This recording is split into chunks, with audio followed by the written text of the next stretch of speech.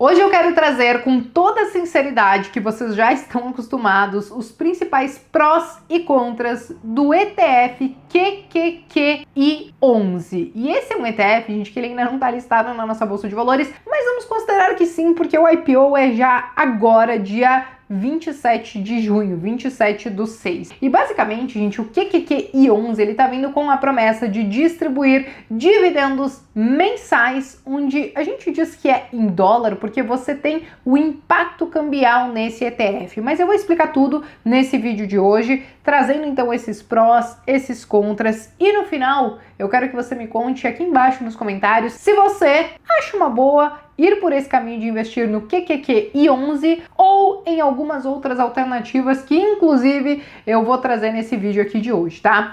Mas vamos lá, gente. O QQQI11, ele vai replicar um outro ETF que já existe lá fora desde o início do ano, desde janeiro de 2024, que é o QQQI. Só que antes de nós falarmos desse ETF aqui no Brasil ou desse ETF lá fora, eu preciso falar um pouco sobre o QQQ. O QQQ, eu acho que ele já é um velho conhecido de muitos de vocês. Eu, inclusive, invisto diretamente nele lá na bolsa lá de fora.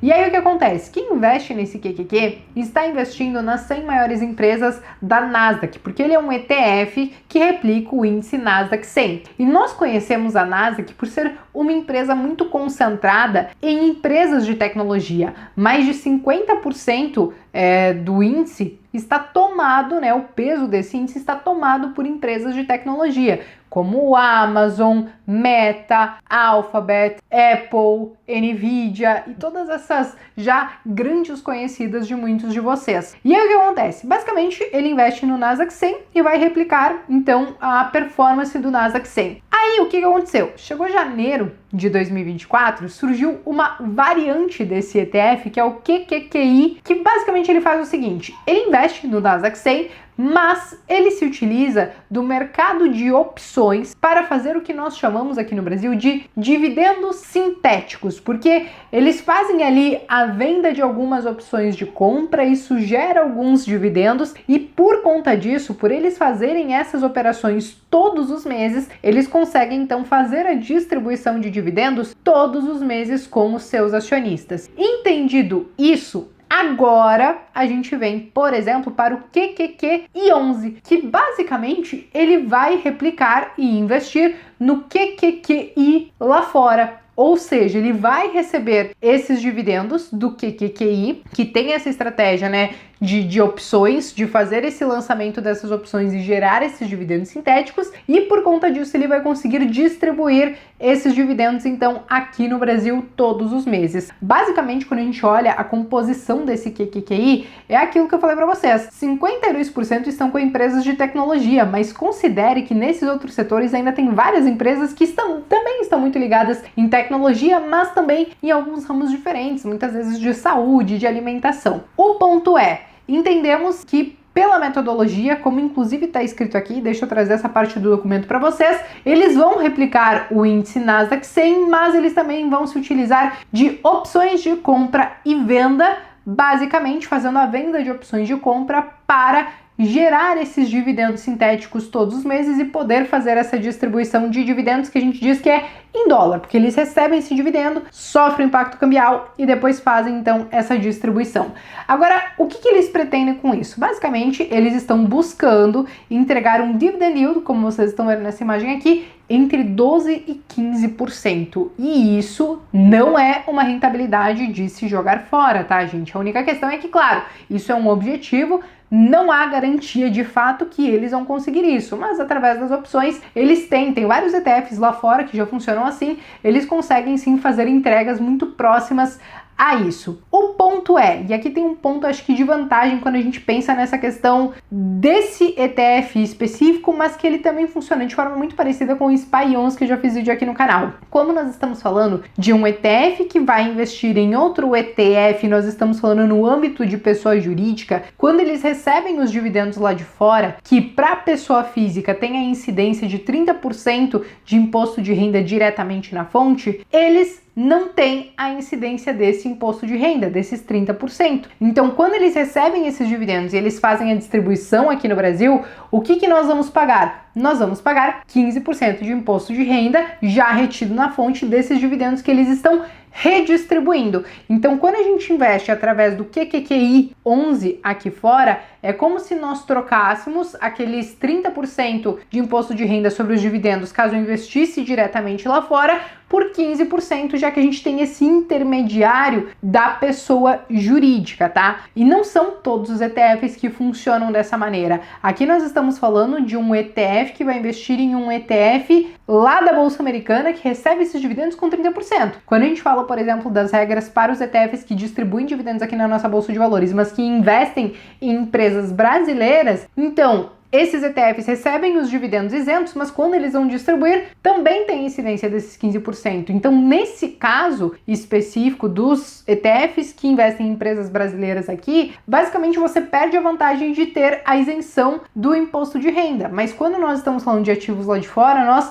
na pessoa física, temos os 30%. Então, nós temos alguns recursos para talvez pagar um pouco menos. Esse seria um ponto positivo. Agora, vamos para o que eu diria que seria um ponto negativo, tá? Que é a questão dos custos. Nós estamos falando de um ETF que ele não só replica o Nasdaq 100, mas ele também se utiliza de algumas opções. Geralmente essa gestão ela vai dar mais trabalho e ela vai acabar custando mais caro. Só que, qual que é o problema aqui? Quando a gente está falando de um ETF, então nós podemos ter uma taxa de administração composta. Como vocês podem ver nessa parte aqui que eles divulgaram no site deles, a taxa de administração deles é de 0,83. Mas aí a gente tem que somar isso com a taxa de administração do QQQI lá fora, que hoje está na casa aí de 0,68. Então, somadas essas duas taxas de administração, a gente pode chegar em uma taxa de administração de mais de 1,5%. Tudo isso, claro, é ao ano, tudo isso é descontado do patrimônio do fundo, tudo isso acaba sendo precificado ali nas cotas, você não paga nada por fora, mas ele acaba sendo um ETF que, por conta dessa estratégia, por conta de investir diretamente lá fora, você acaba tendo esse custo um pouco maior. Então, de um lado, você economiza na questão do imposto de renda, mas do outro, você paga uma taxa de administração ali um pouco maior. Agora vamos falar dos riscos desse ETF, tá? E aí, para isso, eu acho que a gente tem que falar do próprio QQQ. Quando nós falamos do QQQ, gente, a composição eu mostrei para vocês. Mais da metade são empresas de tecnologia, né? E essas empresas de tecnologia, elas geralmente carregam muita volatilidade. Isso quer dizer que quando você investe num QQQ ou nessas empresas de tecnologia, você tem que ter um bom estômago para aguentar, às vezes, em um único dia, uma empresa tá subindo 5, 6%, mas no outro dia tá caindo, por exemplo, a mesma coisa. É claro que o QQQ ele é um pouco mais diluído, mas ainda assim a gente consegue encontrar um pouco mais de volatilidade nesse tipo de fundo. Então agora é um céu de brigadeiro, porque lá fora as bolsas estão renovando máximas atrás de máximas e tá todo mundo só olhando o cenário positivo. Mas em um cenário negativo, essas empresas de tecnologia e o próprio Nasdaq 100, ele costuma aí ter uma volatilidade muito grande. Então você tem que sempre olhar os dois lados da moeda. Um outro ponto que a gente tem que trazer para essa questão do ETF, do QQQI 11, é o seguinte. Eu vou trazer aqui um comparativo do QQQ com o QQI lá fora na questão de performance. E essa performance que eu estou mostrando para vocês, ela está considerando tanto a questão da rentabilidade como a questão já dos dividendos. E aí o que acontece? Desde fevereiro, ali final de janeiro, início de fevereiro, que foi quando o QQQI foi lançado lá fora, então nós temos que o QQQ teve um retorno de 12,67% e o QQQI de 10,15%. Por que que isso está acontecendo? Porque daí vocês devem estar se perguntando, poxa, mas ele não deveria replicar o Nasdaq 100 e ainda ter a questão dos dividendos, que eles estão falando que deve ser entre 12% e 15%? Pois é. Mas, da mesma forma que as opções elas podem gerar esses dividendos sintéticos, se o mercado, por exemplo, em um momento sobe muito forte, muitas vezes eles acabam tendo que exercer essas opções deles e muitas vezes eles acabam tendo que se desfazer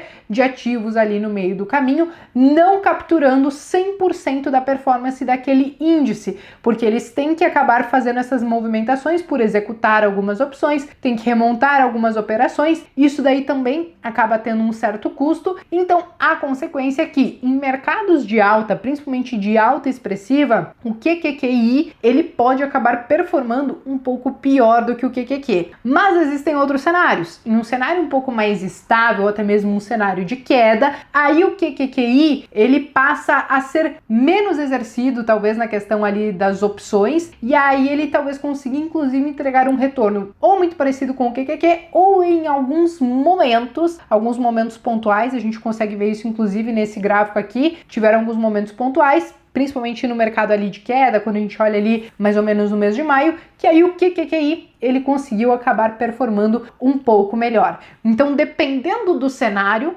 nós veremos o QQQ ir melhor ou o QQQI ir melhor. Mas até que são rentabilidades ali parecidas, mas eu trago essa questão do risco para vocês entenderem que da mesma maneira que as opções podem trazer os dividendos, elas em alguns momentos ali do mercado que você tem uma volatilidade maior, principalmente no mercado de alta, pode acabar impactando então nesse retorno. Mas em linhas gerais, a proposta do QQQI 11 aqui no Brasil é unir essa questão da rentabilidade com a valorização dos ativos pensando no longo prazo e adicionar essa questão dos dividendos através dos dividendos sintéticos com opções, e tudo isso, claro, ainda com o efeito cambial, já que nós estamos falando de um investimento em dólar. Então, em linhas gerais, gente, são esses os principais pontos do QQQI 11. Como eu falei para vocês, ele funciona de forma muito parecida com o SPY i11 e ambos têm seus prós e contras. Mas agora eu quero saber de você. O que você achou do QQQI 11? Você acha que vale a pena ir por esse caminho pensando na geração de renda, ou você prefere talvez só olhar para